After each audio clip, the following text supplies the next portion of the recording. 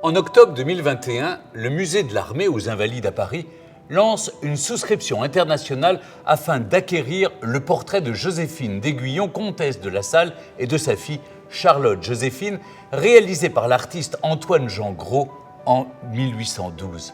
Cette œuvre exceptionnelle représente la comtesse de La Salle devant le buste de son défunt mari et tenant la main de leur fille. Véritable chef-d'œuvre du Premier Empire, cette peinture sera l'un des premiers grands portraits féminins à rejoindre les collections du musée de l'Armée. Le portrait de la comtesse y retrouvera celui de son époux, le général La Salle. Celui-ci fut l'un des plus grands généraux de Napoléon, réputé pour son courage et pour son caractère audacieux.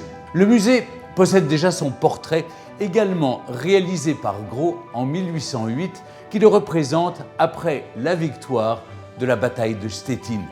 Au décès du général en 1809, lors de la bataille de Wagram, la comtesse de La Salle commande ce portrait à son ami l'artiste Gros sur le même format que celui de son mari. L'œuvre reflète avant tout une histoire d'amour. Joséphine d'Aiguillon est alors mariée à un autre homme et mère de 3 garçons. Par amour, elle va divorcer pour épouser le comte de La Salle et ils s'aimeront jusqu'à sa mort.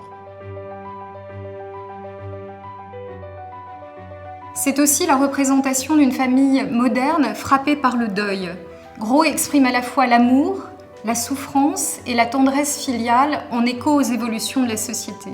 Si le musée souhaite acquérir cette œuvre, c'est parce que la comtesse de La Salle incarne la femme indépendante, tenant salon, chef de famille et maîtresse de son destin. C'est un exemple de destin de femme exceptionnelle auquel le musée souhaite accorder une plus grande place au sein de ses collections.